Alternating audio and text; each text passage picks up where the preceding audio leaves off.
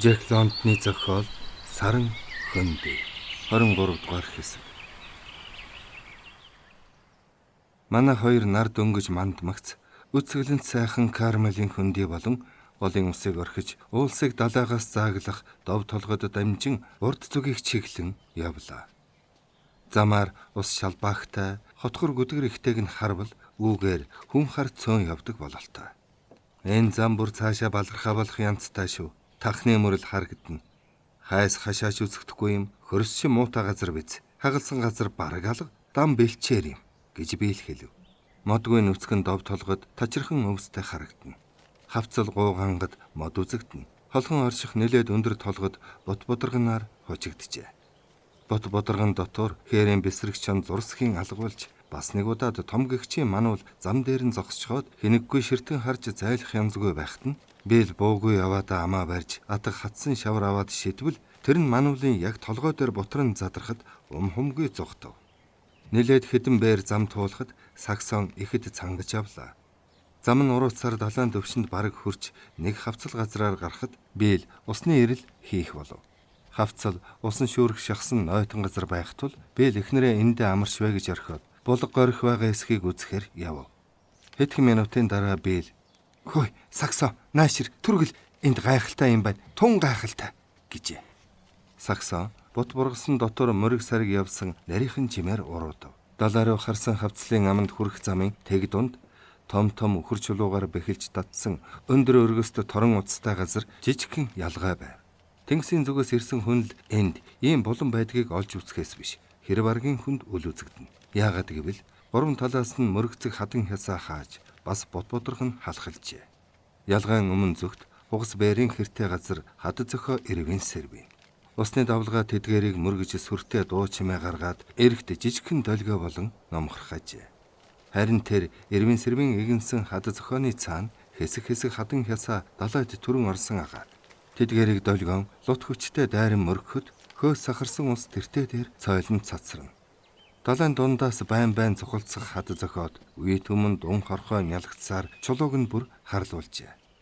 Нойтон арьсан наранд гэлэлцэх далайн том балхахгар арслан загас хад зөхөөний орой дээр сунан хэвтэж том дуугаар архилалдах ба дээгүүр нь далайн үе олон шуу чигт өжрөм хашгиралдан эргэлдэнэ. Өргөст тортой хаавчнаас доош 12-3 тохоо өндөр огцом налуу байх тул саксон суугаагаараа гулсан зөөлөн хуурай хэлсэн дээр буув. "За харда мөн ч гоё байгаа биз" гэж би сэтгэл хөдлөн хэлээд "Энд бууж байгаарэ гэсэн юм шиг газар байна. Модон доогоор урсаж байгаа тэр маягтай сайхан булгийг хар л да. Хуурай мөчөрч тоймгүй их байна. Энд ер нь юу болвол юу байна" гэ далаа руу нэг харснаа орчин тойрноор нүд хэсвэлэн ажиж "Хэл өгөхч олдохгүй байна. Энд чинь амьдраад байсан ч болохоор газар юм. Дун мөн ч их байна да. Загасч барьж болох юм байх шүү. Энд хэд хоног л яасан. Бид хоёр чинь сургуулийнхаа амралтаар яваа улс бидтэй. Кармел руу буцаж очиод уургадыгээ аваад иргэсэн" гэв. Нар салхинд аяншиж борлсон нүүр царайг нь сайтар ажиглаад энэ маань одоо хот гэхээ нэгэнт болжээ гэж саксон бодов. "Салхичгүй нам гүм ёстой зэлүүд газар байна да. Хүнтэй газраас 1000 бээрийн хол газар ирчихсэн юм шиг санагдаж байх чинь" гэж энэ газраа улам магтлаа. Үнэхээр нүцгэн толгодын дээгүүр шуугах ширүүхэн цэвэр салхи энэхэн зэлүүд дор газар хурч ирэхгүй хажээ. Энд дулаан салхи сүнгэнэхгүй цэцэг навчин дэлгэрсэн бот бодрогны анхлын сайхан үнэр агаарт нь ханхална. Бот бургасан дунд энд тэнд давжаа царс саксоны огт үл мэдэх зулцхан мод огцог харагдана. Саксон энэ бүхнийг хараад биелээс дутхгүй баярлан урам орохтол хоёул хоёр гараасаа хөтлөлдсөн энэ булан тохой газрыг сайтар үзэхээр явлаа. Тэнгисийн ус төрөх үед усанд хамгийн түрүү автдаг нягт элцтэй зурвсыг яг өнгөрсөн хойноо биел "Энд Робинсон Крузо болж тоглож үнэхээр болох юм байна да. Робинсон минь эндээ бууй. Би баасан чинь болъё. Юу гэхийг чинь хуйл мэт биелүүлнэ." Саксон элсэн дээр саяхан явж өнгөрсөн хүний хөлийн мөр байхыг олж хараад "Баасан яах вүлээ? Генет догшин хар мангас байвал яа" гэж их айсан хүн болж чангаар хэлв. "Гардад нэмэргүй. Нүцгэн хөлийн мөр биш, тенсний шахаа мөр бай. Мангас чинь живж өгсөн юм уу? Эсвэл өөрийнхөө барьж ицсэн усан цэргийн гутлыг тайлж авсан байж мэдэн шүү дээ. Тийм үү?" "Усан цэрэг тенсний шахаа өмсдөггүй юм. гэж Билл дор нь хариулав. Чамайг баасан гэхэд мэддэг юм чинь ихтэйд байна шүү гэсэн чи яах вэ? За юм хумаа аваад ир. Эндээ хайтайхан төгхний. Харин усан цэрэг биш зорчигч аль нүхэн идүүлсэн байж болох шүү дээ гэж Саксон нүдэ онилгов. Цагийн дараа гэхэд манай хоёр тун аятайхан тухалжээ. Бүтээлгээ дэвсэн далайн усаар хаягдж наранд хатсан хуурай зомгол түүж хураасан гал төлж дээр нь өлгөж тогтоосон гүцтэй усан шийгнэн буцлах төхөж байв. Усаар хөвж ирсэн банзаар ширээ засаж байсан биелэг Саксон дуудаж тэнгисийн зүг заахад тэнд хатан хясааны цаадны орой дээр усанд шумбахад өмсдөг богино өмттэй хүн зогсож харагдав. Тэр хүн манай хоёр хүний зүг харах бөгөөд ажил урт хар үсэн салхинд хийсч сэрбэлзэн. Тэгснэ хатаж чулууд амьдсаар эргт ойртож эхлэхэд нь Билл ажиглан тенсний шаахаатай юм байна гэж Саксонд хэлв. Хэдэн хормын дараа тэр хүн газар үсрэн бууж шууд манай хоёрын зүг алхлаа. Туранхай мөртөө булчингийн хараач эндхийн хүмүүс цөм дасгал сүрхий хийдэг бололтой гэж би шивгэнэ. Танихгүй хүн ойртон ирэхэд Саксон түүнийг нүүр царайгаар нь анхны Америк хүмүүсийн гаралтай болов. Иймэрхүү хүн хуучин цэрэг явсан ирсийн дотор олон байдаг гэж бодлоо. 30-аас хэтрээгүй залуу атлаа, урт гонцгой нүүртэй, хазарны ясны их төвгөр, эрэг тухтай, мөөрөндөө урт хамартай, нимгэн жимгэр уралтай ажээ. Гагцхүү нүд нь эртний өвөг дээдэс ахмадуудтай огт төсөөгүй. Ер нь хизээш үзээгүй мэт онцгийн бор атлаа харгимээр. Ердийн харж буй байдал нь алсын орон зайг ажиглан шинжиж буй мэт хурц бөгөөд тогтоохон. Саксон тэр хүнийг урд нэг удаа харж байсан юм шиг санагдав.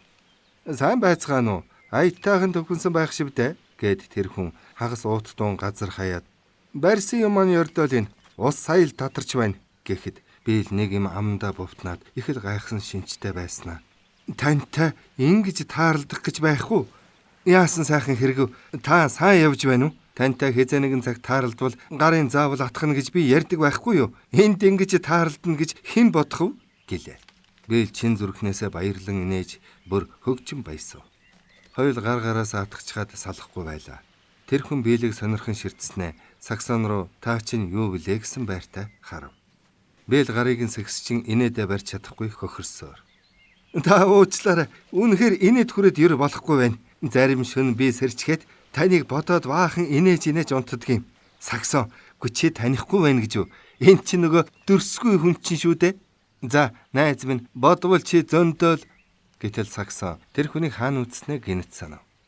Би өвчтэй ухаан балартаж удамжаар тэнэж явсан тэр нэг өдөр суудлын машины дэргэд Рой Бланшерийн хамт зогсож байсан хүн мөн байлаа.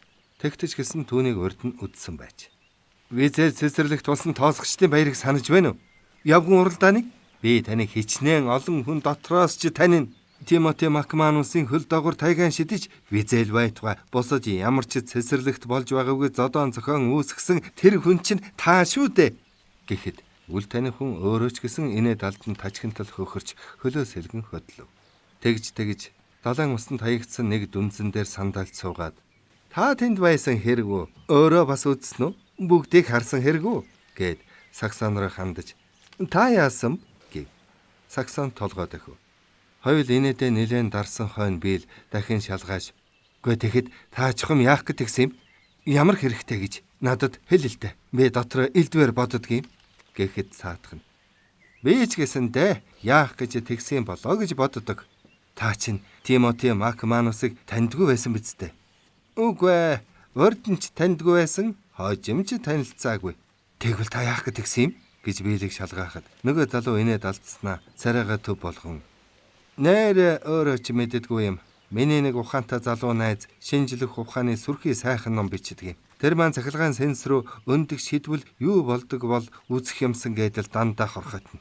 Тиймэрхүү юм надад болсон байх. Тэгтээ ямар ч зовлон байгаагүй л дээ. Миний нүдэнд хүний хөл жирэлзэн үзэгдэнгүүт хоорондоор нь тайга зүгээр л явуулчихсан. Тэрхэн агшин чухам юу болсноо ч мэдээгүй. Тайгаал явуулчихсан. Өөр юу ч бодоогүй. Би ч хүртэл өөрөө Тимоти Макманусаас ч илүү гайхсан юмдаг. Тэд таныг барьсан уу? Би баригдахаар хүн шиг байна гэж үү? Харин насандаа тэгж хайж үзээгүй. Тимоти Макманус өөрөө хөөгдөж гүйцэхгүй байсан байх. Үгүй тэгээд дараа нь юу болсон? Зодоо боллоо гэж бодсон боловч тэрийг харахтаа мантаа бошоохон л зайлсан. Тэр зодооны тухай Билл 15 минут хэртэй ярьж өгсөний дараа Тэд нэр усаа мэдэлцэж танилцав. Нөгөө залууг Марк Холл гэдгийг байж. Кармелийн царсан дах жижигхэн байшингуудын нэгэнд суудаг гин. Та хоёр яаж бирчийн болон руу орж ирэв? Дээд замаар явдаг хүмүүс ийм болон байдгийг ч мэддэггүй юм шүү дээ. Гэхэд Саксон энэ болон ингэж нэрлэдэг юм би гэв. Тийм ээ, бид тэгэд нэрлсэн юм. Нэг нөхөр маань энд 100 байсан болохоор нэрээр нь нэрлэж орхихгүй юу? Та саярхвал би нэг аяг кофе уугаад дараа нь танаа нөхөрт эндх газрыг бүгдийг нь үзүүлье. Би энэ булангараа их бахархдаг. Энд биднээс өөр хэн ч байдгүй юм. Би л кофе уунгаа.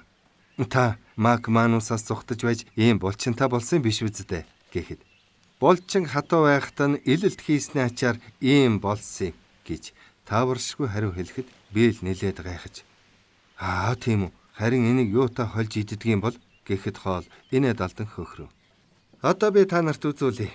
Альч булчингаа энийг ичгэсэн чангалаад дараа нь чилээг нь сайн гаргаад үз. Ингээд ганц ийм аргаар л ийм зэрэгт хүрсэн гэж гэж би л итгэж ядна. Хоол багтсан янзтайгаар тийм шүү, ийм л аргаар нэг булчин бэдэнд үзэгдэхгүй 5 булчингаан жолоодож байдаг юм. Миний биеийн альч булчинд гараа хүргээд үзэлдэ гэхэд би л нэн даруй цээжнийх нь баруун хэсэгт хуруугаараа дарав. Та булчингүй газрын сонгож үзэж байгаа хойно хүний биеийн ам том сайн мэддэг хүн болол та. Би л давлаа гэсэн янзтай нэмсгэлсэн боловч дарсан хурууны дороос булчин зангирахыг мэдрээд гайхав. Сайтар харахад тэр булчин нь ган шиг хатуу байлаа. Хоол одоо би нэг давлаа гэсэн байдалтай байв. Чангалсан булчин ээлсээр байгаад л ийм болгосон юм да. Цааш нь явах дуртай газраа үзэлдэ гэлээ. Хаанан ч дарж үсгэд булчин зангирч чичирснээ буцаад алга болж байлаа. Хоолын бүх бие зохиомл аргаар хөдөлгөөнтэй болсон булчингуудаас тогтсон шиг байлаа. Би л их гайхаж ийм гэж огтхонч бодсонгүй. Амьдралдаа тэнхээтэй залуусыг биш хөлөвдсөн. Тэгтээ тань шиг ийм амьд хүч байхыг үзээгүй. Найз минь, энэ бол миний хэлдэг ил харгын л ач юм шүү дээ. Эмч нар ч намайг хялм хийхэн болж билээ. Найз нөхөд маань ч үхэнц хар туранхай шүлэгч гэх мэтийн бассан нэрийг хоч өгдөг бай. Тэгэхэр нь хотоос зайлж Кармел суух боллоо. Цэвэр агаарт гарч булчингаа чангалж байгаад илсээр байтал ийм болдгийм бай. Би л бас л итгэсэнгүй. Жим Хейзерд булчингаа өөр аргаар хөгжүүлсэн байна лээ. Үгүй дээ. Тэр чинь наацтай одон төрсөн золгол доо. Төрөлхийн тийм хүн байхгүй юу? Би бол булчингаа өөрөө юм болгосон. Тэр бит хоёрын ялгаа энэ. Би бол урлагийн бүтээл, тэр маань агуун баавга. За хэдүүлээ явъя. Та хоёрт газар орноо үзүүлье. Илүү хувцаа тайлж ярих. Усны богино өмд өмсөөгүй хойно өмд гуталтайгаар явхаас биштэй та хоёр минь. Биелэг бутанд хувцаа тайлж байх хооронд хоол өөрийгөө шүлэгч гэхээр нь Саксон. Ээж маань шүлэгч байсан юм гэхэд хоол хайхралгүй дуугийн өнгөрөхөд Саксон. Зарим шүлэг нь хэвлэгдэж байсан юм гэв. Нэр нь хэн гэдэг байсан юм гэж хоол хайнх духан асуув. Диэл Уильям, Викингийн аян, алтан уул, үнэт сэтгэл, Кабалеро, Little Meadow дах болш гэгчлэн олон шүлэг бичсэн 10 нь өнгөрсөн үеийн архивас гэдэг эмхэтгэлд орсон байна лээ. Залуу шүлэгч одоо сонирхож эхлэх бололтой. Тийм ном манайд бий шүү. Диэл Браун чинь анхны аянчдын нэг. Намайг төрхөөс өмнөхийн явдал байлгүй дээ. Би гэртээ хараа шүлгийг хайнаа. Манай аав ээж хоёр ч бас анхны аялагчд байсан. Лонг Айлендаас Панамар дамжин тэнд ирсэн юм. Эцэг минь эмч байгаа зүйлдээ Сан Францискод худалдаа найманы ажил эрхлэн өөрснийхөө хүмүүсийг дэндүү мүлжиж шулж байсан учраас бид одоо ч гэсэн юмтай тарган затгалаа явдаг болсон. Манайх их олол байсан атла бүгд чинэлэг үлдсэн. Ингээд та хоёр маань жохом хаашаа явж байгаа олсов? Оклендоос зайлж тохирох газар олж явхаар яваад тухай Саксон ярихад тэндээс зайлдагч нь зөв гэснэ. Газрын тухайд итгэл муутаагаар толгой сагсарч Суур гэдэг газраас урдуур гайхмаар сайхан нутаг бий дээ. Би тэр хавийн ой модтой бүх хавцлаар нь явж үзсэн. Тэнд ан амтэн ихтэй сангийн газар ч бий. Харин тэнд амьдрна гэхэд нэг зовлон бий. Юм бүхнээс хитрхи хол. Тэрнээс гадна хавцлууддаа л баг сага юмтаагаас биш газар тариаланд тохиромжгүй. Миний мэдхээс тэнд 500 га газраа $1500 зарахын хүслэн болсон нэг Мексик хүн бий дээ. Нэг гааг нь $3 гэсэн үг. Яагаад тэрвэ гэж юу? Тэрнээс илүү үн хэлхийн аргагүй л дээ. Ямаа борлуулаа гэхэд авах хүн байхгүй газар юм чинь. Тийм үнээр аваад чи яах юм бэлээ? Газар гэдэг чинь ямар үнээр авч өгөлцөж байна? Тэрнийг барьсан үнэтэй байх ёстой биз дээ? Бийл бутан дотроос өвдгөө хүртэл өндөө шууж дан гуталтай гарч ирэхэд тэр хоёрын яриа завсарлаа. Гадна байдлаараа октоор хоёр залуу булангийн зүүн талд гарахаар хатан хясаа өд авирахыг Саксон эхлээд алмаарыг харж байсан бол сүүлдээ сонирхон ширтэх болж сүүлдээ бүр сэтгэл нь зовж байв. Халил хадны орой дээр гарах гэж тэмүүлэхдээ хоол биелийг эвэгц юм уу гэмээр хад руу оруулан авирлаа. Биел араас нь том болгоомжтой дагах бөгөөд нар салхинд сийж хэвэргсэн чулуу хоёр чудаа хөлд орон хэмхэрэхэд нөгөө чулуу нь өнхрөсөөр ялгаа илсэн дээр унаж харагдана. Хоол тэнгисээс дээш 100-аад тохоо өндөр хадны орой дээр гараад нуруу ихцлэн Саксоны мэдэж байснаар нөгөө талаасаач ихц нуравхтай хадны хутганы ирмэт ирмэг дээгүүр үүртэж төртөлгүй санаа амар алхаж эхлэхэд биэл орой дээр нь гармагцаа өвдөг гараараа чулуу тулан сөхрөв. Хоол тэгшхэн талгазраар явж байгаа мэт өчүүхэн ч зовлгүй цааш явхад биэл босож байц хаданд биянаа хад чулуунаас зуурсаар ахина. Байц хадны шүд мэт хурцаараа хэд хэдэн давхар харагдах бөгөөд нөгөө хоёр нэгнийхэн цаагаар орж бараан тасраад нилээд удав. Саксоны санаа зовж зүгээр хараа зогсож чадсангүй. Тэгээд нэг их ихц аймаар биш хатан дээр өгсөж гарав. Гэсэн ч урд нь гарч дасал болоогүй өндрөөс харах, хөлийн доорх хөрс шороо нурах, хүчтэй салхи сүрд хийхэд аймаар санагдана. Ашгүй нөгөө хоёрынхаа бараагч төдөлгөө олж харлаа. Мань хоёр нарийнхан ангал дээгүр дөнгөж сая дүүлээд одоо дараачийн мөргөцөг хадууд авирч байна. Биэл түрүүчээ бодвол нилээ зөвшөрч илүү зоригтой харагдавч газар чин байн хүлээж зогсно.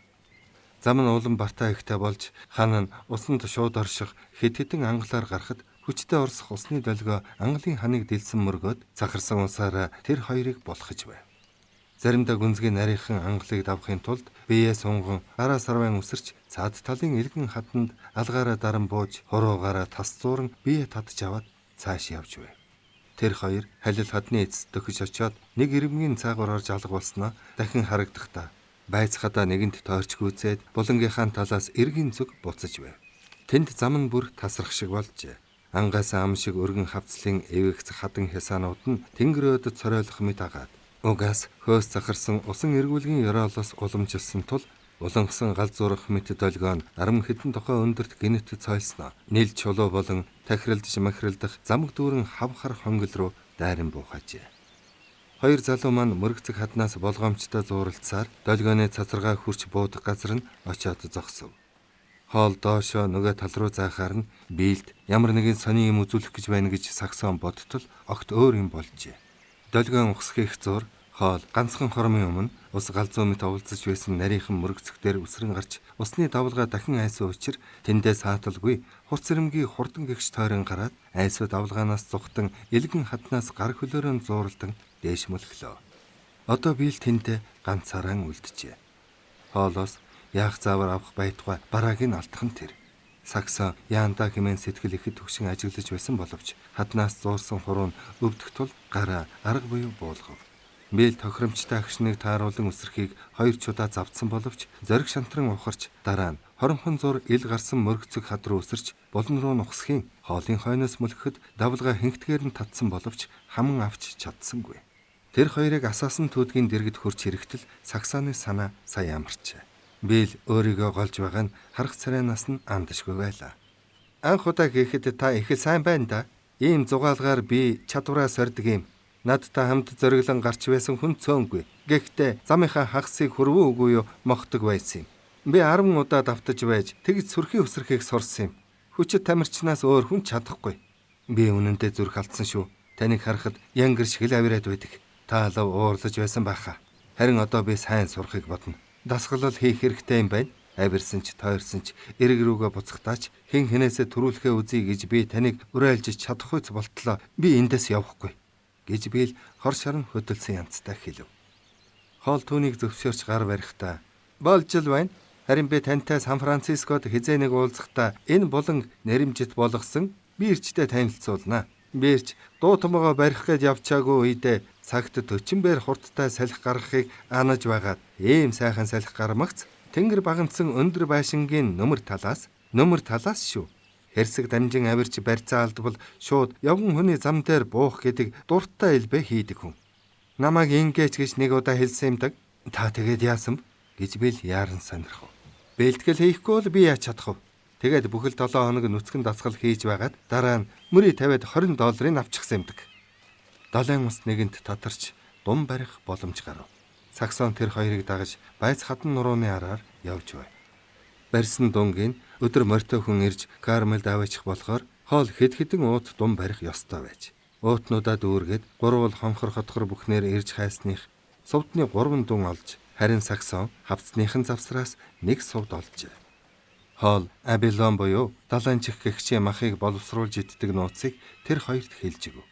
Саксонд тэр залуу хизээний таньч юм шиг санагдахын дээр Берт нийлж наргихдаа нэг бол дуудуулна, үгүй бол сүүлчийн Могиканы тухай инээдтэй юм ярьдаг өрдийн явдлыг санагдуулна. За одоо хаан гэж байгаач би та хоёрт нэг жаахан юм зааж өгье гэв. Нэг бөөрөнхий том чулууг цагаан юмн дээр аваачиж далайн жигний махыг одоо миний дуулж өгөх дууг дуулахгүйгээр хязгаарч битгий эвдэж байгаарай. Энэ дууг өөр ямар ч тохиолдолд битгий дуулж бай. Дуулбал андгайгаа адгийн муугаар эвдсэн хэрэг болно. Далайн чихийг хүнсний бурхан гэдэг түүнийг бэлдэж идэх ажил шашны бүхэл бүтэн ёс горимтай. За ингээд намайг түрж өгөөрэй. Шашны ариун горим гүйцэтгэж байна гэж бодоорой. Хоол тэр чулууга далайн чихний цагаанхан махан дээр тавихад лүг хийх битүү чимээ гарав. Дахин ингэхэд гарах чимээ шүлгчийн дунд чимэг болох шиг болно. Олигтой хуурга бүдэн гэдэг оройн зог тансаг байх нь лавтай. 15-ыг тоолж өгчхөөд би амтад нялайха зооглосон. Найз нөхдийн ширээн дээр нядмар ерөн тохирох болов. Над гэвэл хамгийн нааштай нь нялайхайл хоол шиг хоолдоо. Тэнгисийн дунд долгион дуртан нүцгэн эрэг дээр чулуудагдаад тэсгэлгүй гониглон жийхнэж нялайхай нулимс унгаа. Жин ард хоёрт хорхотой нь тэртээ холын эрэгт амьдрэн. Бид харин харал гэж Кармелда бэлнээр нь нялайхай өмгөт суув. Хоол амаа ангайлган чулууга далаасан хэвээр зог тусан дуугүй болоход саяхан уутаар дун авчирсан тэр зүгээс тэрэгний дугуун хяхнах чимээ хүний дуудах дуу сонстов. Майнер гараа буулган далаасан чулууга сүүлчийн удаад элсээд бослоо. Ийм бадаг олон мянга бэ. Та нарт зааж их завгүй болсонтой үнэхээр их харамсаж байна гэд алгай хүмрэн гараа алгацснаа. За одоо хүүхдүүд минь та хоёр үүнээс хойш далайн чих идэгчийн омгийн гишүүн болсон тань сайнны ерөөл дэвшүүлээд миний зааж өгсөн ариун үгтэй дууг урьдчилан дуулахгүйгээр хязээч ямар ч нөхцөл байдалд энэ загасны махыг эвдэлж болохгүй гэдгийг сүрд жавхлантайгаар тушаая гэлээ. Бид ганц хэлүүлээд яаж тогтоох юм гэж Саксон хэлв. Энэ зовлонгоос чинь гэтэлгэн. Далайн чих идэгчдийн бүх овгийнхан дараачийн хишиг өдөр та хоёр дээр биерчийн энэ буланд чинь ирж эрэгтэй эмэгтэй яруу найрагчдын хэсэг маань бүх ёс горим тэр бүхэл хар ярианд ариун гэлэнгийн хаан гэдэг шолонт мэт нүдтэй том төмөр хүнээч үзүүлэн. Жим Хейзерт ирэх үү гэж бут сондуул дундуур нэгэнт далдорж буй хоолын хойноос хашгирав. Ирэлгүй яах вэ? Тэр чинь агуун баавга Ариасын хамгийн аимшиггүй миний дараа ордог хамгийн ахмад гишүүн байхгүй юу? Морин тэрэгний чимээ тасрахад манай хоёр бие харан дуугүй зогсов. Бэж хэрэг алгаа. Энэ залуу үнэхээр лутер юм. Айх эмээхийг огт мэдэхгүй. Жим Хейзердл гэсэн үг. Айлд хурч ирээд хүн эрхэхгүй гэртээ ирсэн юм шиг хүний өөрийнч гэхгүй болол та. Хэн хинээсээ юу гарч дутахгүй нь ижил мөг дээрээ сайн сайхан нөхөд гэсэн янзтай байх юм гэж бил саял дуугарав. Утам судран бас л хуучин цагийн нүүдэлж ирсэн хүмүүс юм. Чамайг хувцаа тайлж байх оронд надад тэгж хэлсэн. Дээдс нь төмөр зам тавихаас бүр өмнө Панамаар дамжиж ирж ярианых нь өнгөнөөс үцгэд хөрөн бил ихтэй хүн юм да. Гэхдээ баян хүн шиг зан гарахгүй байна шүү. Бас тэгэд их алиа юм. Жинхэнэ марзан ир яруу найрагч гэж байгаа. Үнэн хотлын бөөмөд яруу найрагчдын дунд марзан ус олон байдаг гэж дуулсан. Тэр үнэн шүү. Одоо л саналаа. Фрутвейлийн цаатгуулан суудаг Хавкин Миллер гэж нэг хүн бий. Ёстой марзан хүн дээ. Яг тэр хүний аж ахуйн тэнд би чамайг надтай суухгүй юу гэсэн шүү дээ. Чи санаж байгаа үсттэй. Ямар ч болтугай би яруу найрагчдыг хууз тавьдаг, шил зүүдэг, харин хишиг өдрийн зугаалгаар уралдаанд гүйж яваа хүнийг дэгээдэж унагадаг, бараг хувь зөрчлөө гэмээр тийм хачин нүцгэн шалдан явдаг гэж ч бодоогүй. Дун хорхой туудаг, хадан хясаанд янгэр шиг асаж явдаг гэж ч бас бодоогүй гэлээ. Тэр шин хүнжилдэ ороод хэвтгэхэд Саксоны нойр ерхөрсөнгүй. Тэнгэрийн од мичэд харж цэцгэн дэлгэрсэн ургамлын анхлах сайхан үнрийг амтархан амьсгалж алс хол дуулдах усны давлгааны чимээ хамгаалагдсан тохойд хэдхэн алхмын зайтай орших горхины хоржгонохыг чагнаж байв. Бэл хэвтэртэй байн эргэж хөрвөхийг бодвол бас л нойр нь холжжээ. Оклендос зайлсанда баяртай байгаа үсттэй Бил гэж биет нь улам наалдан асуув. Усандаа байх сайхан уу гэж загснаас асуутаа гэлээ. Тэнгисийн ус доторх бүрээд Бил өмнө талын байс хадан давирч түрэн хоолын дагаж үлдсэн аюултай замналаа давтан хийсээр сөүлдээ улам дасаж богино цагт амжуулдаг болж байлаа. Бил ням гариг хөртөлхүүлээ. Бэтрийг яруу найрагчиг мөнгөөр нь гийгүүлнэ. Одоо надад хэцүү гих газар ганц шалах. Бүрэн итгэх боллоо. Анх дөрөв хөлдөж мөлхөж байсан газраараа одоо гүйгээдэл гарчдаг болсон. Яаж сураг байж альж тал руу нь унлаа гэхэд ганц дохоо өндрөөс тех мөртөө өвсөн дээр очих юм чинь яадгийм гэж хүчээр боддог байсан юм. Тэгтээ зэрэг айх юм алга болж унах байтугай харин хар хурдаараа гүйгээд гардаг боллоо. Альж тал руугаа бүхэл бүтэн бээр ангал байлаач гэсэн хамаагүй хэрэг болохгүй. Ямар ч хэл байсан болдгийм байна. Хамгийн гол нь дээр нь тогтоод хар хурдаараа гүйх нь чухал. Ингэж бодсноос хойш айхан бүр болсон шүү Саксон. Нөгөөх маань найз нөхөдтэйгөө бүтэн санд эргэлтэй. Би уулзахад бэлэн бай гэхэд Саксон бодол болон ямар найз нөхөдтэй хүү юм бол тоо гэв. Өөрчлөн сайхан залуус байгаа байлгүй.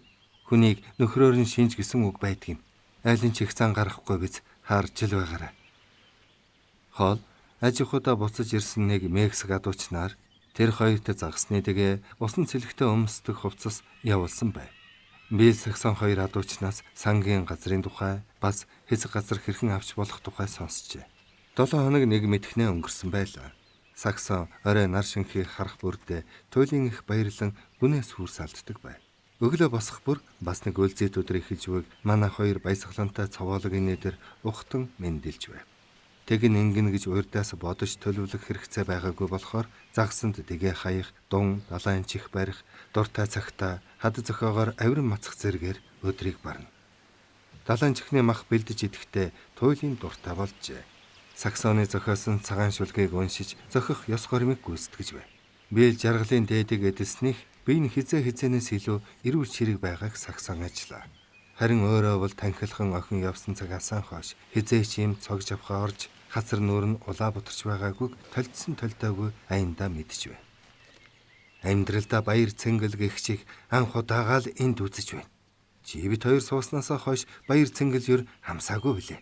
Одоо бол саятнууд ч харсан атаархмаар сайхан байна шүү дээ. 7 цагт ажилд яв гэж яндан дуугарахгүй. Өглөө хөнжилдөө зориуд байхын хэвтмээр санагдлаач гэсэн ийм сайханд тэгж байхын хэрэг алга. За баас минь үдийн зогоо идэ гэвэл явж хуурай мөчөр төөж тоглодгоороо тоглоод алган загасны аль томхноос нь бариад ирдэ. Нүцгэн хөлийнхөн хурууг элсэн шургуулад элэг төрүүлгээ харан хэвтэж байсан Бил огол харийн босоод сүхэн барьж авснаа. Даанч удаан ийм сайхан байхгүй нь харамсалтай. Бороо хизээч зутгаж мэднэ. Тэнгэр төрч гэсэн цэлмэг байгаа нь яамаа. Бям гарагт Бил өмнөх хад зохионы оройгоор зугаалж байгаад ирэхэд Саксон байх газраа алга байв. Хэд дахин чангашиг хашгиран дуудаад хариу сонсохгүй болохоор дээш явж зам дээр гарвал Саксон хагас бээр орчим тэртээд эмэл хазааргүй морь зайдалчихсан явах ба морь нь хөндөй даган дуртай дургүй сажилж харагдана. Аз чинь болоход бүр олоортой хөгшөмгүй байна да гэж Бил морьноос нь буулгахдаа ёоз муутайхан хэлв. Саксон баяртайгаар Бил минь би морь унаж ирүүцээгүй. Морь унах яас сайхан юм. Баахан сандарсан ч гэсэн зориг гаргасан шүү гэлээ. Яах вэ? Би чамаар бахархаж байна л да. Гэхдээ нөхөртөө бүсгүй хүн тэр болгон хүний морь зайдлах ёсгүй. Ялангуяа морь унаж үзээгүй бол бүрч хоройтой. Би чамда унааны сайхан морь авч мэдэлчин өгнө. Яа тэгсэн өөрөө л мэд ёстой дээд зэргийн сайн морь авч өгнө. Ингэж амснаас санаж байна гэж уламж ууртаа хэллээ. Далайн чих идэгчид хоёр жууц тэргэнд сууснаас гадна зарим нь морьтой хөрөлдсөн ирэв. Нийтдээ 20-од хүний 10-аад нь нэрчүүд, 10-аад нь эмэгтэйчүүд. 20-оос 40 насны бүгд идэр залуу сайхан найз нөхөд бололтой. Ихэнх нь гэр бүлтэй. Хашгиралдан, гууглалдан, халдиргаатай нарийн замд бие биенээ түлхэн тоглох зэргээр Саксон Бил хоёрт чин үнэнч халуун дотн нөхөрсөг байдлыг бий болгов. Эмэгтэйчүүд нь Саксоныг бүчиж авна. Тэднийг нөхөртэй хүүхнүүд гэж хэлмээргүй санагдана. Туйлын ээлдэг найрсгаар харилцсан Аяллаа ба буудалсан байдал суудлыг нь магтан шагшиж ам булаалтан баахан юм асууж шалгаалаа. Тэдний авч яваа тоогоо хайрвлын тавг, дунгийн савыг харвал өөрснөө хизээ язааны жуулчлагч хүмүүс болохыг Саксон дорхно ойлгов. Ирчүүд нь гадуур хувцаанд тайчж орхиод дун далаанчих барихаар явжээ. Эмэгтэйчүүд нь юкулеле хөгжмийг нь хараад хөгжмөө дараач хэмээн шаагилдахад Саксон арга буюу хөгжмөнд нь дуулж эхлэв. Тэдний зарим нь хоонолуулууд очиж байсан болохоор хөгжмийг нь мэдэх аж. Мерседес дэвхрийг ирвэхэ гэдгийм гэж байсан нь үнэн болж таарчээ. Бас Мерседесийн зааж өгсөн хавайн арлынхны дуугч тэд антахгүй байв. Тэгээд төдхөн бүгд Саксоны хөгжмийг даган хоолой нийлүүлэн Алохо Оз, Хонолулугийн Норхожаал, сайхан төрсөн Лейлегва зэрэг дуунуудыг дуулав. Зарим нь бүр залуухан нэгэнч элсэн дээр алуу бужиг хийхэд Саксон туйлын их ичв. Ирчүүд уут дунтаа ирэхэд Марк Холл тэргүүн хувраг болж овгийнхаа тогтоосон журмын дагуу гүйцэтгэж эхлэв. Гараа өргөн дохиход зовдод хорхойн цавцгаан махан дээр чулуу буулгаж хүмүүс бүгд хоолой нийлүүлэн далайн чихэнд зориулсан сүлд дуугаан дуулав. Хуучны танд бадгуудыг бүгд дуулахад хэн нэг нь үе шинэ бадаг дуулж эхлэхэд бусд нь төрнө. Би Саксоныг чи зохиосон дуугаан дуулаач хэмээн шивнэж байж эхнэрийнхэн авьяасыг нөхөддөн илчлэв. Саксон ичингүүрэн зориг муутайхан эхэлсэн боловч цээлхэн тунгалах хоолоогоор цааз хуйл бидэнд үгүйгээс хойш цуглаж суугаад чулууны үлгцгээ. Нээрэнхөө бид цөмөөр нялаахай зооглох гэсэн гэж дуулахад нээрэнхөө бид гэсэн шатыг сонсон хөмсөг ялэмгүй атруулсан яруу найрагч сэтгэл нь хөдөлж гайхалтай сайхан болж манай өвгийн хэлээр ярьж эхэлсэн байна шүү дээ. За нөхөд минь бүгдээрээ дуулъя гэлээ. Тэд бүгд Саксоны зохиосон үгээр дуулж эхэллээ. Дараа нь бас нэг хүүхний зохиосон үг мөн шолонт мэд цэнхэр ногоовтор нүдтэй төмөр хүний зохиосон үгээр дуулцгаа. Саксон хоолын дүрслэн ярьсны дагуу төмөр хүн гэгч залууг шууд таньжээ. Харин нүүр царай нь хувраг хүнийг шиг санагджээ. Нэг нь гахаан өөх хэлэнд дурлна, нөгөө нь хөндөй гомонд ам тавина. Нанчид хөртөж суух зуураа нялаахаа өмхлөх бас зүгээр. Шарз дарсыг баяртаа балган шар арих амтд дарсанд шимтцгэн. Дугуй талхал надад тавьбал болоо дээрээс нь нялаахаа нэмбэл гүйцээ. Халамцооныг нь мэхлэхийг оролдно, хууль дүрмийг зарим нь тогтоо. Аргатай муур харин загас өмхлөн амтрахж бас нялаахай зооглоно. Хар устай ёжлонгуй хүний дүрсгүй хар нүдтэй нэг хүн санаан зоргоор эдээдж барахгүй саяараа усны ёроолд язгана. Хорвоогийн жам ёсхойн яахв. Хоршиж нийлээд өсөж үржих нь хууль гэж дуулахад бүгд дургуйцв. Саксон тэр хүнийг зурсан зургийнхаа нэгийг $25 зардаг уран зураач мөн болохыг шууд таньжээ. Кармалийн амтд нялбасхыг идэх ёслолдоо зориулан хуучин шин үхтэй бадгуудыг эц төгсгөлгүй ээлжлэн дуулцгаа. Саксон тэнгэрт тулам хөөрөн баярлаж ийм сайхан юм зүүд биш үнэн гэдэгт итгэж ятхад эгээл илбжилбийн үлгэр аль эцвэл номд гардаг юм хуйлж байх шиг санагдах ажээ. Нөгөө тээгүр үзмрийн газар байгаа юм шиг ирсэн гээжт нь жүжигчин чим шиг бээлтэйгээ яагаад ч юм тийм газар орчихсон мэт санагдана. Тэдний хэлэлцэх олон янзын хурц мэрэгэн үгнээс ухаанд нь буулгүй өнгөрөх юм олон буух юм цөөнгүй. Ер нь ухаанаар тоглох тоглоомд Саксон анхудаа оролцож буй энэ ажээ. Заримийнх нь яриа хэтэрхий мардсан сэтгэл завмаар ичмээр санагдах нь Британи хүмүүжлийнх нь нөлөө мөн боловч нэгэн бодлын тим яриаг буруу гэж зөвхөн аргагүй санагдана. Хөнгөмсөг зантай уран зураачид сайхан улс шиг санагдах хагаад хишиг өдрийн зугаалган дээр тааралдаж байсан нэлээд ирчүүлийн заваан бүдүүлэг чанар тэдэнд огт үгүй ажээ. Халуун савнд коктейл, сүлжмэл бүрхүүлтэй морин шилэнд улаан дарс байх боловч ирчүүдийн хинэнч нэг их уухгүй байв. Тэдний хязгааргүй баяр цэнгэл, хөөхөж их хөөрөн баясах, үг хэлээр тоглоом наадам болгох нь Саксонд нэн гайхам сайхан санагдана. Эд цөмөөрөө зохиолч, уран зураач, яруу найрагч, шүүмжлэгч, уран баримлж, хөгжимчд шүдэ гэж бодхоос багтах сэтгэл нь улам ориглоно. Дотоод санаа нь гаднаа илгэмээр нүүртэй Сан Францискод гардаг театрын алдартай сонины шүүмжлэгч залуугийн үзүүлсэн авьяасыг бусд нь дуурайч хийх гээд барахгүй бөөн инээдэн болж байлаа. Банз модыг эргийн элсэрхэх газар хойр хооронд нь адилхан зайд цаад маягаар хүндэн тавиад дээгүүр нь дөрвөн хөллөн морь цогих адил жирэлгээд бас цаад давж буй морь мэт харин гарч байв. Дараа нь бүгдээрээ цагирах шидэх тэмцээн явуулаад бас урт өндрийн хариалт хийв. Нэг үгээр хэлэхэд төрөл бүрийн тоглоомоор ээлжлэн наадаж байв. Билл тэмцээнд бүгдд нь оролцож, бүх тэргүүн байрыг эзлэх санаатай байсан боловч тийм ч олныг эзэлж чадсангүй. Английн нэг зохиолч жад шидэхдээ Биллээс 12 тохоогоор давуулж, Жим Хейзерт чулуу шидэхдээ мөн ялж, Марк Холл байрнаасаа болон гүйж харайхад төрүүлв. Харин гэдрэг өсрөхөд Билл тэргүүлв.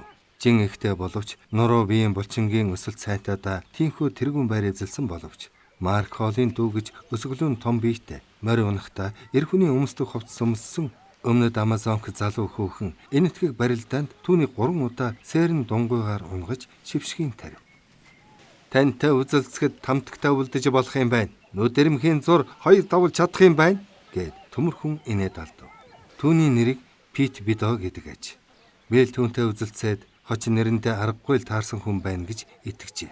Билл дасгал хийж байхдаа Жим Жеффрис, Джек Джонсон гэх мэтийн алдар цуутай боксчонтой хөдсөрж тэдний авраг тэнхээний амтыг бишгүй амсаж байсан боловч төмөрхөн шиг хүчтэнтэй юр тааралдаагүй ажээ.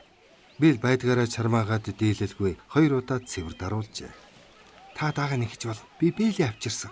Барилдаад та дийлэхгүй нарахгүй. Цаадах чинь Лондонгийн хөгжмийн тэнхмүүдэд Хаакен Шмидттэй барилдаж байсан хүн. Хаа чимээгүй л байж бай. Бид тэгсгээж байгаад боксоор үзэлц гэмц. Таныг тийм хүн гэж юу ч дуулаагүй байгаа гэж Хейзерт чихэнтэн шивнэв. Төдхөн жад шидэгч англи залуу театрын шүүмжлэгчтэй барилдаж Хейзерт хоол 2 бокс хийх байдал үзүүлснэ. Одоо хэнийг үзэлцүүлэхв гэж Билли барин ийш тийш харснаа төмөрхөн хэмээх хочтой Бидо Билл 2-ыг үзэлцүүлэх болов. Хейзерт Биллигээ өмсгөх зураа шахаад байвал цаадах чинь чихтэйхэн уурлна. Угаас Америкийн Франц удмын хүн болохоор шарлах хуцаантай тоохгүй түрээ шахаад амс хийх завгүй өгөөрэй гэж мэгцээ. Бидо аяд Бидо бол одоо бүү шуналт гэж төмөр хүнийг тал талаас нь зэмлэж бай. Бидо гараа буулгаж Биллд жаахан хүлээзнэхгүй юу? Би эхний зохилтын дараа заавал уур хүрдэх хүн байгаа юм. Муу юм байтгий бодоорой. Энэ зангаа ердөө татаж чадахгүй. Тэгсгээ зүгээр болдгийм. Дараа нь өөрт минь муухай санагддаг л да. Саксон тэр хоёрын тулааныг хараад урд Билл урагшдыг хэрхэн сүйдэлж цус асгаруулан тулдаж байсан нь бодогдож сэтгэл нь ихэд төгшөв. Бокс тоглож байхыг урд нь ганц шудаа үзээгүй. Харин одоо төмөр хүний дийлжвэг хараад дотор нь онгой. Билл шууд дамгайлан цохилтоос нь чадмгай болтож өрсөлдөгчийнхөө нүүр биеэр даажигнах мэтээр тасралтгүй зохиж байв. Нэг их чанга биш боловч тасныас хийх цохилтыг өвч биет нь үерийн ус шиг буулгахад төмөр хүний уур хурч байв. Үзэгчид анхаарлаа бүү царниул гэж дэмээл хашгиралдна. Манерийн царай барааж уурлан галзуу мэтээр довтлон дайрч Билл маш тайван ер ажрахгүйгээр хариу зохилт хийж дөнгөсөр байлаа. Төмөрхөн нэг мөсөн төвчээр алдаж хамгийн хүчтэй гэгдэх гойдод цохих юм уу эрүү өөдөн цохилт хийж нүүр нүдгөө дайрч эхлэхэд Билл тал тишээ бултаж зайлан чадамгаагаар хий зохиулах буюу хааж байлаа. Гар цаг зууралдах үед гарыг нь хомин авахд төмөрхөн инээд алдан уучлалтгүй салмагцаа анхны зохилтын дараа төвчээр алдан улам улангасан дайрч байлаа. Тэмцээн дуусны дараа Билл угаас алдартай боксчин байсныг мэдээд төмөрхөн болон бусд нь түүнийг сүрхий дөнгөдөг хүн юм да хэмээн нөхөрсгөр дооглон инээлдэв. Биллч тэдэнд үнэхээр сайхан сэтгэгдэл төрүүлжээ. Спортын өндөр ур чадвар төвчээр хатуужлыг нь шагшин бахархаж буй тэдний нүүр царайнаас андшгүй тул Саксон амьдралынхаа хань болсон энэ залуугийнхаа амжилтанд бахархан баярлаж байлаа. Саксонч нэрээ хөөцсөнгүй. Ядарч халуутсан тамирчид жаал амрах гэж элсэн дээр хэвтэх зур чогдоо дуулцгай хөгжмөө дараач гэхэд Саксон төдгөн өөрөө оролцсон дуулж урд төмөрзөн байгаагүй цагт махны худалдаачин байхдаа давс нуурын замд амбан шарыг ганц зохилтоор тэрий хадуулдаг. Мөн анхны аянч морин цэргийн хүн яваад хожим дэм буудлын эзэн болсон Кэди Балчираху загтан зааж өгч байсан инээдтэй хөөрхөн дуунуудыг шин найз хүүхнүүдтэй зааж өг. Тэр хүний хамгийн дуртай нэг дуу бүгд их сонирхов. Тэр цагийг мартахуя бэрхээ гаслан төвчих өөхөх хоёрын нэгэн цагаачийн тавилан эл самаар орж нүдэнд шороож ихэн эсвэл тэсэн эсвэл үхэн няцчил болохгүй. Энэ дууны хідэн бодгийг дуулсан хойно Марк Холл олон лусын эзэн болов гэж Авади сонин зүүдэлжээ. Дунд талын моринд өшгөлөөлөвгээд дугжирсан нойрноос сэрж сүүр салдав. Энэ бадгал тун сайхан санагдаж байна гэлээ. Дараа нь Марк Холл далайн тэртээ булан гэмтсэн талын хад зохионд хэн хурдан гүйж давхаа биелтэй үзэлцэн гэж ярих боловч энэ бол нилээд хожмын явдал. Одоогоор өрсөлдөгч маань даанч жол байна гэсэн маягтай хэлв. Гэтэл Билл хизээш үсгэд бэлэн шүү гэхэд Холл маш их гайхжээ. Тэгмэгц цаадуулан шуугилдаж одоо үзэлцэхийг шалгав. Хоол өөр нэг арай түргэн гүйж чадах хүнтэй үзэлцэе гэсэн боловч ингэх хүн олдсонгүй. Тэгээд Жим Хейзерттай 1-2 харьцаатай уралдыг гэхэд цаадах нь 3-1 харьцаатай бол яахав гин. Би л ийм яриа сонсоод шүдэ $5 тавих уу? Харин та нарын ярилцаж байгаа болцлоор биш шүү. 1-1 харьцаагаар л үзье гэв. Надад таны мөнгө хэрэггүй. Хейзердийнх л хэрэгтэй. Ер нь би та нарын хинтэнч 1-3 харьцаатай мөрөөцөхөд бэлэн хүн шүү гэж хоол хариу хэлэхэд би л адил болцолтой үзүүл үзнэ. Үгүй бол үгүй гэв. Сүүлсүүлдээ хоол хоёулантай мөрөөцөв. Биэлтэй тэгш болцлоор Хейзерттай 3-1 харьцаагаар. Хатан зохионы оройгоор явсан Жим 2 хүн зөрөх зайгүй нарийнхан болохоор хойно хойноос нь уралдуулахаар шийдэж хоолыг эхэлж гаргаад хагас минутын дараа биелэг тавих болов. Тэг татж байгаа дохио өгөхөд хоол яг л богино зайны тамирчин шиг гүйлээ. Биэл тэр элсэн зурвсаар хизээч юм хурдан гүйж байгаагүй мэдэх тул саксон баахан зовно. Биэл 30 секунд сүүлдэн жавхтаж хатан зохионы ёроолд очиход хоол оройд гарах замынхаа хагаст хүрсэн байлаа. Төдгөн хоёул хярд гарч шүдмэт зохионууд руу авирав. Хоёул зохионы орой дээр яг зэрэг секундын зөрөөгөө гарлаа гэж төмөрхөн зарлав. Мөнгөндөө санаа зовох юм одоохондоо надад алгав. Харин энэ хоёр маань хоёулаа л амьд гараасаа. Би бол ямар ч их мөнгө амлсан ингэж гүйхгүй гэж Хейзерт хэлэхэд эхнэр нь зэмлэнгүйгээр ширэм шуурхтай байхад чи Кармалын булангийн усан чумбдаг бүрч аюултай юм хийдэг хүн шүү дээ гэв. Ёо л бол уусан дэм өндрөөс унахгүй шүү дээ. Хоёр тамирчин хадан хясааны нурууг тойрон бараа тасрав. Хутганы ирмэд хурц толгой өргөм тэр оройд яруу найрагч нь төрүүлж гарна гэж эрэг дээр ажиглан зогсож байгаа Тедлав бодож Хейзерт ч мөн магадгүй гэж байв. Манер тэсэж чадан дороод өгцөж та нар миний хожилт хэдийг өгөх байсан гэж асуув. Хоол шийдмэг өсөрч эрэг даган гүйх нь харагдав. Гэвч бил хоцролгүй яг гэзэг даран гүйцэж очоод эрэг дээр тэмдэг тавьсан газар нь хүртэл уруудан бүх замыг туулж байлаа. Бил тэнхүү хоолоос хагас минутаар хурдан гүйжээ. Бил амьсгаадан цагаар үзэхдээ ийм бага юм. Бит 2 хагас минутын зайтай яваад байсан. Бэ хоцроогөөс гэсэн манер илүү овчин яг л ойрын зайн тамирчин гэсэн үг юм. Санамсргүй гай тохиолдохгүй л намайг дорхноо гүйцэх нь. Өсрөх үед нь давлгаа саад болно лээ. Энийг нь ашиглаад би гүйцчихсэн. Дараачийн давлгааг хүлээлгүй араас нь өсөрчихгүй юу? Тэгээд барианд яг араас нь буучглаа гэв. Яг тэгсэн. Гэхдээ та намайг гүйцэж төрүүлэхээсээ илүү хэцүү юм ч хийсэн. Бирчэн булангийн бүх түүхэнд шин юм хийлээ. Юу вэ гэвэл нэг мөргөцөг дээр ухсраа 2 давлгааны хоорондох хугацаанд анх удаа 2 хүн нэг зэрэг өсрлөө шүү те. Та удаад нь харьяасан болохоор хамгийн их осолтой үед нь амжуулсан хэрэг гэж хоол ярихад надад аз таарчил дээ гэж биэл хэлв. Саксон хөгж мөн тарж нэгрийн шашны дууг дуурай тэглэн бүдэрч унаг гэж тэнгэр түүнийг нүглийн замд хөтөлнө хэмээн дуулж бүгдийн инээдэг хүргэснээр тэр хоёрын агуу сайхан тэмцлийн тухай яриаг зогсов. Үдээс хойш Жим Хейзерт хоол 2 усан чумбахаар явж усны төрөлтийн өндөр долгион дунд самран холын хад зохионд сэлэн очиж ууртаа ажиллах далайн арслангуудыг хөөн зайлуулад хөөс сахарсан олон цайзны нэгийг эзлэн авчээ. Тэдний хойноос нүдэ гялалзуулан ил татаархан ширтэж буй биелэг ажигласан хоол авгаа. Та хоёр энэ өвлийг Кармелд өнгөрөөвөл яасан юм? Жим өндөр давлгаан сэлхийг зааж өгнө. Өөрөө тантай боксер дасгал хийхин мөрөөдөл болдог хүн. Ном цаас шагаагаад олон цаг суудаг хүн. Биеийн чилээ гаргаж байх нь чухал шүү дээ гэв. Хөгжөнтөө нөхд нь бүр нар шингэсэн хойно тогоо шана сав суулгай хамаж аваад аян замд хөдлөв. Саксон биел 2 морьтой яваад тэднийг анхны гүвэ даван бараа тасралтал харж зогсож байснаа бут сандуул дундуур хөдлөлдсөн явцаар буусан газраа хурч ирэв. Биел элсэн дээр хэвтэн үе мөчөө тэнэлгэн сунаж ившин. Цааш ингэтлээ ядарч байгаагүй шиг санагдах чинь. Бас хизээч юм сайхан хөгжилтэй байгаагүй маань лавтай. Амьдралынхаа 20 юм уу 20-с жилүү жилиг ийм нэг өдрөөс солиход яах вэ гэд хажуудаа хэвтэх Саксон руу гараа сунгав.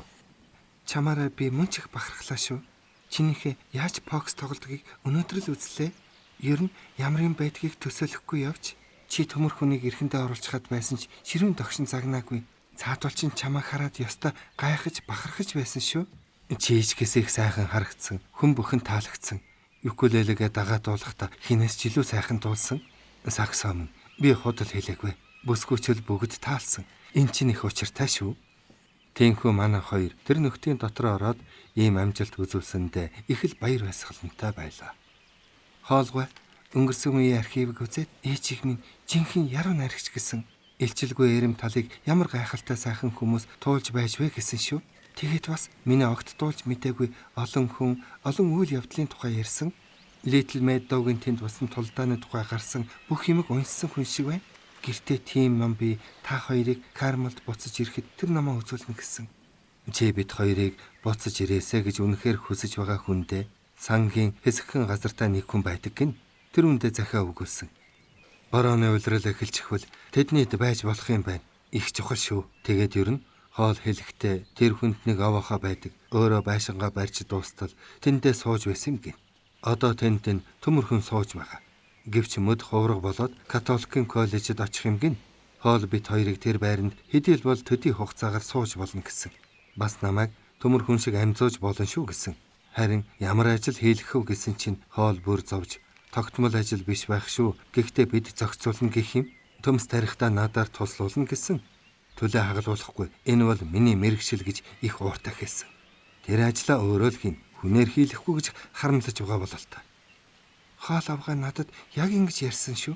Борооны улирлыг Кармалд өнгөрөөгч зүгээр байх. Хамгийн наад зах нь чи хязгаартгүйтэй усан цэлэх сургуулаа хийхгүй юу? Чи бид хоёр дуртай газараа туглан сууршиж болох болж байх шив. Кармалаас гадна бас амьдарч болох хоёрч газар тааралтлаа. Ингэхлээр хотоос гарч амьдарч болохыг одоо лавтаа ойлголоо. Хөдөө гарсан хүнд ажил олдохт олдох юм байна гэж биелэг хэлэхэд сагсан. Сайн ажилчин хүнд гэж залруулав. Биэл хэсэг бодсноо.